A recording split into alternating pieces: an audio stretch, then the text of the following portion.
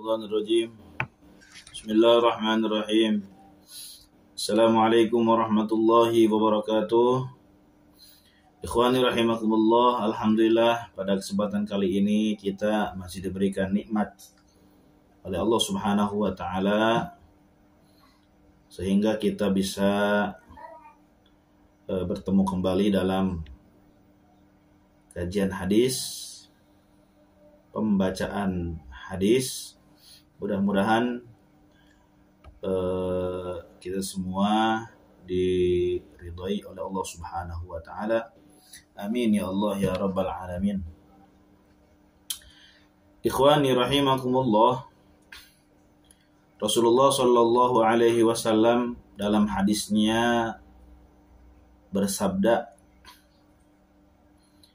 kata Rasulullah, "Adibu auladakum ala salasi khisalin." Didiklah anak-anak kalian atas 3 perkara. Jadi ini hadis menerangkan tentang perintah Rasulullah kepada kita umatnya, yaitu untuk mendidik anak-anak kita terutama dalam 3 perkara ini. Yang pertama, Rasul menyebutkan hubbi nabiyyikum, yaitu cinta kepada nabi kalian, yakni Nabi Muhammad sallallahu alaihi wasallam. Di zaman sekarang, ikhwan rahimakumullah, kaum muda-mudi lebih mengenal kepada artis-artis atau tokoh-tokoh yang tidak ada manfaatnya, baik dari segi keilmuannya ataupun dari segi yang lainnya. Mereka lebih mengenal orang-orang yang justru tidak patut untuk dicontoh dari segi akhlaknya, perilaku, ucapan, dan lain sebagainya. Mereka tidak mengenal kepada nabinya, biografi nabinya, lahirnya, putra-putrinya, kemudian orang tuanya, dan lain sebagainya.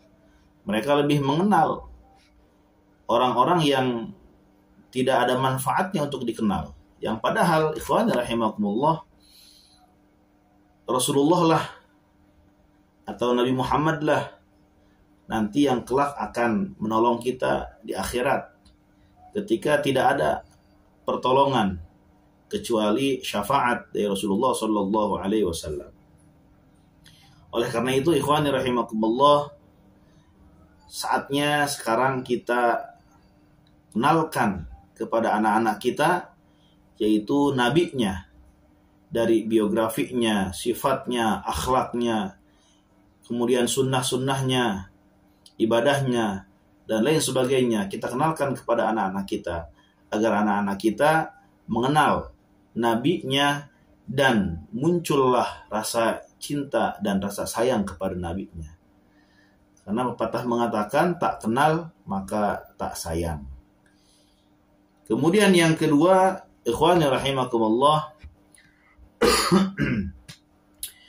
Rasulullah Shallallahu alaihi wasallam memerintahkan kita untuk mendidik anak kita, yaitu hubbi ahli baitihi, yaitu mencintai ahli baitnya, keluarganya, keturunannya,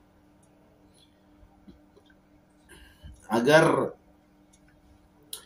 ilmu atau amal yang kita perbuat bersambung kepada Rasulullah Shallallahu alaihi wasallam, yaitu kita harus mencontoh kepada ahlu baitnya, ya, ahlu baitnya, keturunannya, ya, dan tidak mungkin kita bisa mencontoh kecuali kita mengenalnya, ya, mengenal ahlu bait Nabi, yang mana di Nusantara ini, di Indonesia ini banyak sekali ahlu bait Nabi, ya, para habaib dan lain sebagainya.